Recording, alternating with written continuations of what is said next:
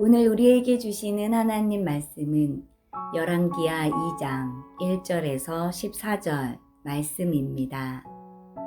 여호와께서 회오리 바람으로 엘리야를 하늘로 올리고자 하실 때에 엘리야가 엘리사와 더불어 길갈에서 나가더니 엘리야가 엘리사에게 이르되 청하건대 너는 여기 머물라 여호와께서 나를 베델로 보내시느니라 하니 엘리사가 이르되 여호와께서 살아계심과 당신의 영혼이 살아있음을 두고 맹세하노니 내가 당신을 떠나지 아니하겠나이다 하는지라. 이에 두 사람이 베델로 내려가니 베델에 있는 선지자의 제자들이 엘리사에게로 나와 그에게 이르되 여호와께서 오늘 당신의 선생을 당신의 머리 위로 데려가실 줄을 아시나이까 하니 이르되 나도 또한 아노니 너희는 잠잠하라 하니라. 엘리야가 그에게 이르되 엘리사야 청하건대 너는 여기 머물라 여호와께서 나를 여리고로 보내시느니라. 엘리사가 이르되 여호와께서 살아계심과 당신의 영혼이 살아있음을 두고 맹세하노니 내가 당신을 떠나지 아니하겠나이다 하니라. 그들이 여리고에 이르매 여리고에 있는 선지자의 제자들이 엘리사에게 나와 이르되 여호와께서 오늘 당신의 선생을 당신의 머리 위로 데려가실 줄을 아시나이까 하니 엘리사가 이르되 나도 아노니 너희는 잠잠하라. 엘리야가 또 엘리사에게 이르되 청하건대 너는 여기 머물라 여호와께서 나를 요단으로 보내시느니라 하니 그가 이르되 여호와께서 살아계심과 당신의 영혼이 살아있음을 두고 맹세하노니 내가 당신을 떠나지 아니하겠나이다 하는지라. 이에 두 사람이 가니라. 선지자의 제자 50명이 가서 멀리 서서 바라보매 그 두 사람이 요단가에 서 있더니 엘리야가 겉옷을 가지고 말아 물을 치매 물이 이리저리 갈라지고 두 사람이 마른 땅 위로 건너더라. 건너매 엘리야가 엘리사에게 이르되 나를 내게서 데려감을 당하기 전에 내가 내게 어떻게 할지를 구하라. 엘리사가 이르되 당신의 성령이 하시는 역사가 갑절이나 내게 있게 하소서 하는지라. 이르되 내가 어려운 일을 구하는도다. 그러나 나를 내게서 데려가시는 것을 내가 보면 그 일이 내게 이루어지려니와 그렇지 아니하면 이루어지지 아니하리라 하고 두 사람이 길을 가며 말하더니 불수레와 불말들이 두 사람을 갈라놓고 엘리야가 회오리 바람으로 하늘로 올라가더라. 엘리사가 보고 소리 지르되 내 아버지여 내 아버지여 이스라엘의 병거와 그 마병이여 하더니 다시 보이지 아니하는지라. 이에 엘리사가 자기 옷을 잡아 둘로 찢고 엘리야의 몸에서 떨어진 겉옷을 주워 가지고 돌아와 요단 언덕에 서서 엘리야의 몸에서 떨어진 그의 겉옷을 가지고 물을 치며 이르되 엘리야의 하나님 여호와는 어디 계시니까 하고 그도 물을 치매 물이 이리저리 갈라지고 엘리사가 건너니라.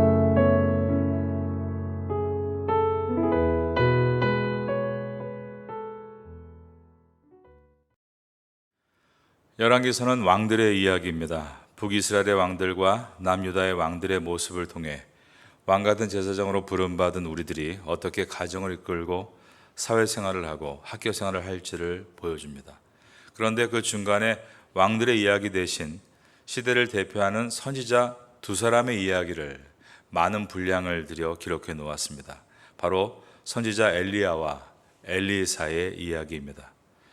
최악의 세상은 최고의 영적 지도자를 필요로 한다라는 말이 있습니다. 16세기 영국에 기독교인들을 무차별하게 죽인 메리 여왕이 있었습니다. 얼마나 잔인한 왕이었던지 메리 더 블러드, 피의 여왕 메리라는 별명을 가지고 있었습니다. 그녀는 마침내 모든 기독교인들을 학살하라는 명령을 내렸는데 그 당시 영국에는 존 낙스라는 위대한 영적 지도자가 있었습니다. 그는 나라를 위해 밤을 새우며 기도했습니다. 그러자 그 순간 메리 여왕이 중풍에 걸려 죽게 되면서 놀랍게도 기독교의 학살 명령은 취소가 됩니다. 메리 여왕은 중병으로 죽어가며 마지막으로 이런 말을 남겼습니다. 존 낙스의 기도는 100만의 군대보다 더 두렵다. 우리들은 지난 열왕기 상에서 선지자 엘리야를 살펴보면서 첫째로 그가 가진 신앙의 열정을 보았습니다. 그리고 두 번째로 큰 승리와 성공 뒤에 찾아오는 침체에 관해서도 살펴보았습니다. 그를 쓰다듬어 주시면서 내면을 치료하시는 하나님의 치유도 살펴보았습니다. 이제 열왕기 하에서는 엘리야 다음에 선지자로 활약한 엘리사 이야기를 보면서 신앙의 간절함에 대해서 보게 될 것입니다. 하나님은 엘리야에게 다음 세대를 책임질 선지자로 엘리사를 세우라고 말씀하셨습니다. 그 말씀에 순종해서 엘리사를 찾아갔는데 그때 엘리사가 하고 있던 일은 밭에서 소를 모는 일이었었습니다. 이 내용이 열왕기상 19장 19절 이하에 나와 있던 말씀입니다. 여기서 우리는 하나님이 어떤 사람을 하나님의 일꾼으로 세우시는가를 보게 됩니다. 첫째는 지금 자기가 맡은 일을 성실하게 하고 있는 사람입니다. 어떤 사람은 꿈을 가지고 있습니다. 우리는 그런 사람을 비전의 사람이다, 비저너리라고 부릅니다. 그러나 그가 만일 지금 자신의 삶이 자신이 꿈꾸는 비전과 다르다고 해서 지금 자기가 하고 있는 일을 시시하게 하거나 손에서 일을 놓고 있다면 우리는 그를 허황된 사람이라고 부르게 될 것입니다. 진짜 비전의 사람은 꿈과 이상이 있으면서 지금 하고 있는 일에 성실한 사람인 것입니다. 주님은 결과가 나오기 이전에 이미 과정에서 성공을 보시기 때문입니다. 과정이 성실했을 때 그것을 성공으로 보시고 그에 합당한 열매로 인도하시는 것입니다. 열왕기상 19장 19절에는 엘리야가 그를 찾아갔을 때 이처럼 그가 밭에서 성실하게 일을 하고 있었다라고 되어 있는데 그냥 작은 곡괭이나 낫으로 일한 것이 아니라 12겨리소와 함께 있었다라고 되어 있습니다. 한 겨리가 2마리인데 12겨리니까 무려 24마리의 소를 몰며 밭을 갈았다라는 것입니다. 혼자 한 것이 아니라 일꾼들을 두고 한 것이죠. 상당히 큰 밭을 갈고 있는 부유한 젊은이였다는 말입니다. 엘리야는 하나님의 명령에 순종해서 엘리사에게 찾아왔을 때 자신의 겉옷을 그 앞에 던졌습니다. 그러자 엘리사가 하나님의 부르심인 것을 알고 순순히 따라갑니다. 이 장면에서 청년 엘리사는 선지자가 오기 전에 어느 정도 마음의 준비를 하고 있었다는 것을 알 수 있습니다. 우린 모두가 예수님을 믿고 사는 사람들이죠. 주님의 사람이란 주님이 시키는 대로 순종하는 사람일 것입니다.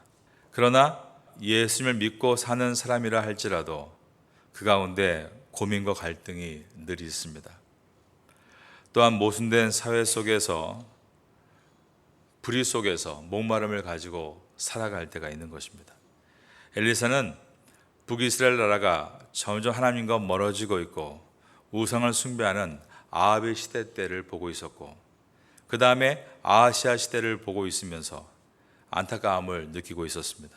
그리고 자신의 주님 앞에 민족을 위해 앞으로 무엇을 해야 하는지에 대해서 물음과 갈망이 있는 젊은이였습니다. 이 자리에 있는 우리 학생들도 어떤 갈증이 있을 겁니다. 앞으로 내가 무엇을 할까? 미래의 꿈과 비전에 대한 갈증입니다. 직장생활 하는 사람들도 다 갈증이 있습니다. 사업하는 사람들도 갈증이 있고 목회하는 사람에게도 갈증이 있습니다. 여러분 이런 갈증이 있다면 여러분은 주님 앞에 나와 기도하셔야 합니다. 그러면 하나님께서 선명한 길을 보여주시는 것입니다. 엘리사도 이것을 놓고 기도했을 것입니다. 그런데 어느 날 선지자가 와서 자신의 겉옷을 던지는 것이었습니다.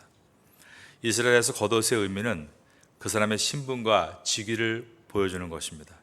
엘리야 선지자가 던진 옷은 화려한 높은 지위를 보여주는 옷이 아니었습니다. 바로 약대 토롯이었습니다. 약대 토롯은 민족의 회개를 촉구할 때 주의 선지자가 입는 옷이었습니다. 비록 그 옷이 화려한 옷은 아니었지만 엘리사는 이미 기도하고 있었고 엘리야가 와서 옷을 던질 때 하나님께서 주시는 기도의 응답인 줄 알고 그는 그것을 기쁘게 받아들였던 것입니다. 그리고 부모님께 마지막 작별 인사를 드리면서 자신이 몰던 소 24마리 중에 2마리를 잡아서 그 고기를 모든 마을 사람들에게 나누어 주었습니다. 이렇게 한 것은 자신의 재산을 다 없앰으로 돌아갈 다리를 끊는다는 상징적인 의미였습니다. 지금으로부터 150년 전에 영국에서 많은 젊은이들이 아시아 선교를 위해 하나님께 헌신했던 일이 있습니다. 그리고 작고 작은 나라에 도착했는데 바로 우리나라 조선이었습니다. 그때 처음에 왔던 토마스 선교사님은 영국 런던 대학을 졸업한 젊은이였습니다. 이들의 대부분은 영국 출신들로 엘리트들이었고 귀족 집안이었기 때문에 받을 땅과 성과 유산들이 많이 있었습니다. 그런데 그들은 선교지로 떠나기 전에 그 모든 것을 다 처분하고 나누어 주고 떠났습니다. 그것을 남겨놓고 떠나면 어려울 때 뒤를 돌아보게 되고 그러면 마음이 약해지고 기회를 엿보고 돌아가게 될까 봐서였습니다. 엘리사도 그가 몰던 소를 잡은 것은 돌아갈 길을 끊기 위해서였습니다. 사람은 길이 많으면 오히려 더 못 간다는 말이 있습니다. 오직 하나의 길만 있을 때 사람은 간절해지는 것입니다. 여러분 주변을 보십시오. 길이 많은 사람은 간절함이 없습니다. 그래서 하나님은 홍해를 가르치고 나서 다시 홍해를 원래대로 바닷물이 출렁이게 하셨습니다. 애굽으로 돌아갈 수 없게 하신 것입니다. 그러므로 이스라엘은 간절함을 가지고 앞으로 전진하여서 마침내 저가 끓이 흐르는 가나안 땅에 들어갈 수가 있었습니다. 오늘 본문이 열왕기하 2장에서 엘리사는 스승 엘리야가 하늘로 승천할 때까지 엘리야에게서 배우고 엘리야를 보필하며 따랐습니다. 그 기간이 어느 정도였는지는 나와 있지 않습니다. 그러나 열왕기상 19장에서 엘리야가 엘리사를 부르고 난 다음에 20장에서 일어나고 있는 아람과 이스라엘 사이의 전투를 우린 역사적으로 기원전 860년경으로 알게 됩니다. 그리고 엘리야가 하늘로 승천한 사건이 기원전 850년경에 일어난 사건이기 때문에 적어도 10년 이상 엘리사가 엘리야를 보살피며 따라다녔다는 것을 알 수 있게 됩니다. 끈기를 가지고 따라갔다는 말입니다. 우리는 한 번 시작한 일을 포기하지 않는 끈기가 있어야 합니다. 주님이 주신 분명한 비전을 만나셨습니까? 그렇다면 확신 가운데 뒤를 돌아보지 말아야 합니다. 우리들 중에는 미래는 보이지 않으니 내가 지나온 과거를 계속 보는 사람들이 있습니다.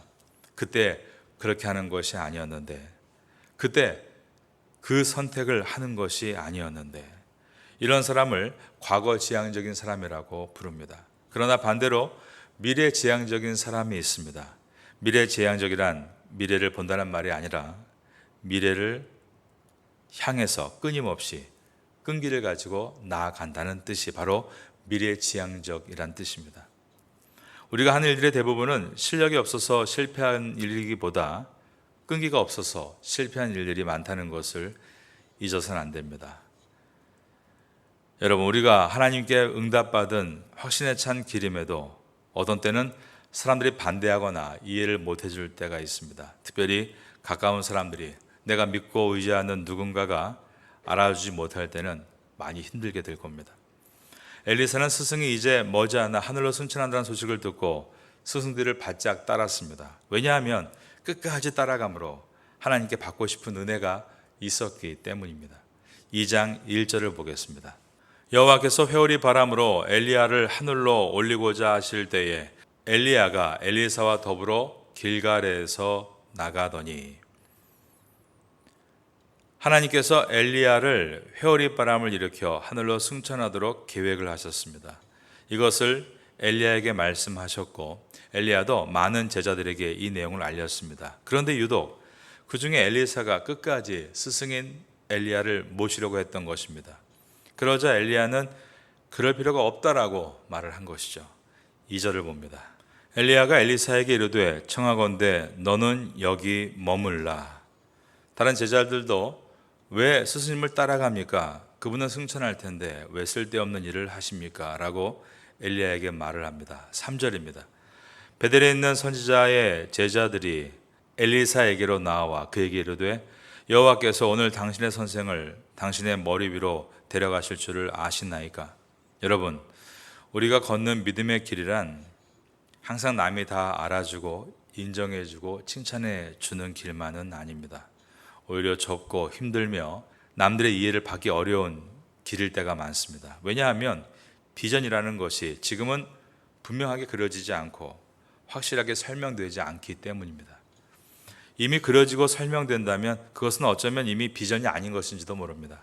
그럴 때 우리는 사람의 말에 쉽게 낙심하거나 포기하는 것이 아니라 더욱 하나님을 의지하고 끝까지 끈기를 가지고 나가야 합니다. 사실 스승 엘리야도 다 겪어본 일이었습니다. 갈멜산에서 자기 쪽에는 한 사람도 서 있지 않고 저쪽 편에 850명이 서 있는 것도 경험했습니다. 로뎀나무 아래서 혼자 외로이 하나님의 비전을 이루기 위해 준비하는 시간도 가졌습니다. 그런 그가 왜 엘리사에게 냉정하게 날 따라오지 말라라고 했을까요? 이런 일들을 성경에서 여러 군데에서 발견하게 됩니다. 마태복음 9장에 보면 예수님이 지나가실 때 두 맹이 소리를 지르면서 다윗의 자손이여 우리를 불쌍히 여기소서라고 외친 일이 있죠. 그런데 그 다음 장면에 보면 예수님은 놀랍게도 그들의 간청을 들으시고도 무시하시면서 그냥 어느 한 집에 들어가신 것입니다. 그러자 맹인들은 더 간절히 한 손으로 막대기를 젓고 한 손으로 더듬거리며 그 집 안까지 찾아 들어왔습니다. 바로 그때였습니다. 예수님께서 이렇게 말씀하신 것입니다. 내가 능히 이 일을 할 줄을 믿느냐라고 물으셨습니다.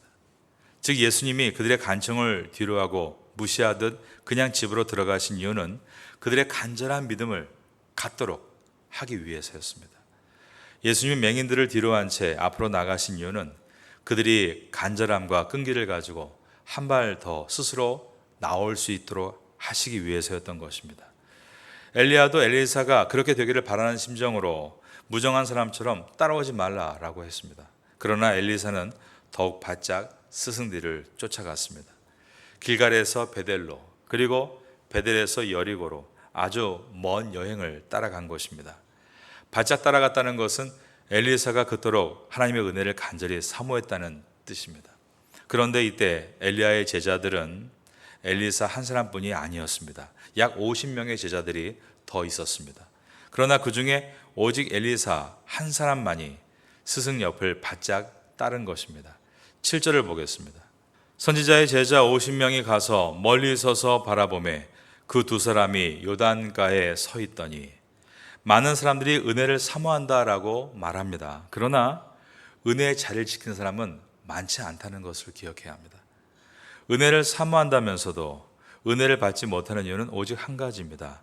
그 둘 사이에 은혜를 받기 위한 과정이 없기 때문입니다. 은혜는 사모함으로 끝나서는 은혜를 받지 못하고 은혜 받는 자리까지 나가야 하는 것입니다. 우리는 지금 어려운 시대를 살고 있습니다. 이 시대에 주님께서 준비해 놓으신 은혜의 자리에 우리는 엘리사와 같이 나가야 하는 것입니다. 주님의 은혜를 꼭 받아야만 우린 이 세상에서 승해 나갈 수 있기 때문입니다. 엘리사가 스승의 발걸음을 포기하지 않고 간절한 마음으로 길갈에서 베델로, 베델에서 여리고로, 그리고 여리고에서 요단강 앞에 이르렀을 때 바로 그때였습니다. 어떤 기적을 만나게 됩니까? 8절의 말씀입니다. 스승 엘리야가 겉옷을 벗어서 요단 강물을 이리저리 치자 강물이 갈라져 그 강을 건너게 되는 기적을 보게 된 것입니다. 그리고 엘리야가 다정스럽게 말합니다. 이제 내 시간이 다 된 것 같구나. 잠시 후면 하나님께서 나를 데려가실 텐데 마지막으로 내게 구할 것이 있으면 구하라 라고 말했습니다. 그러자 엘리사는 스승에게 저는 하나님께서 저에게 스승님보다 성령의 하시는 역사가 갑절이 되기를, 즉 2배가 되기를 원합니다 라고 구했습니다. 9절에 나와 있는 말씀입니다. 건너매 엘리야가 엘리사에게 이르되 나를 내게서 데려감을 당하기 전에 내가 내게 어떻게 할지를 구하라. 엘리사가 이르되 당신의 성령이 하시는 역사가 저를 따라 하시겠습니다. 갑절이나 내게 있게 하소서.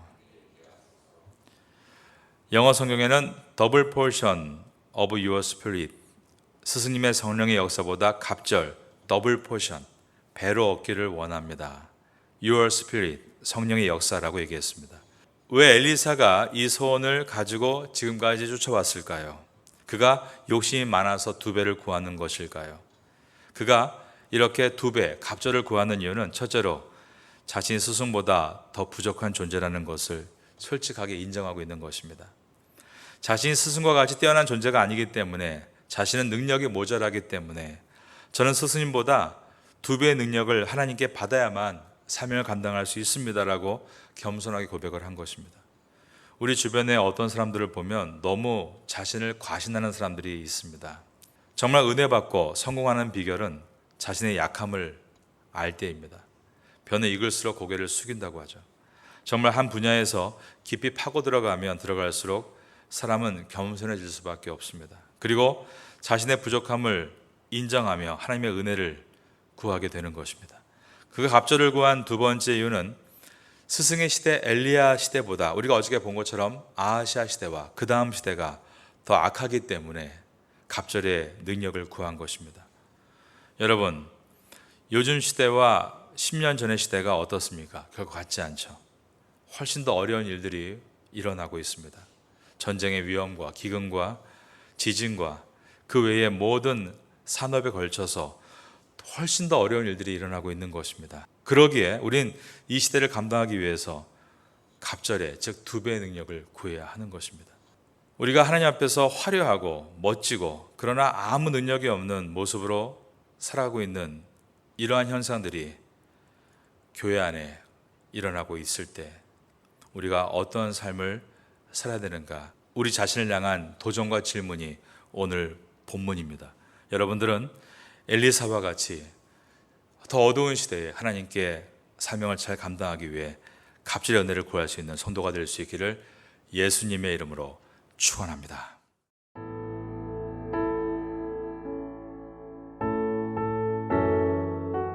지금은 함께 기도하는 시간입니다. 6월 공동기도 제목은 첫째, 우리 조국이 외세의 힘이 아닌 하나님을 의지하게 하소서. 둘째, 조국 교회가 사명을 잘 감당하도록 힘을 주소서. 셋째, 태국 교회가 부흥할 수 있도록 역사하소서. 넷째, 세계 한인 목회자 디아스포라 포럼을 은혜 가운데 잘 마치게 하소서. 말씀을 붙잡고 기도하는 귀한 시간 되시기를 소망합니다.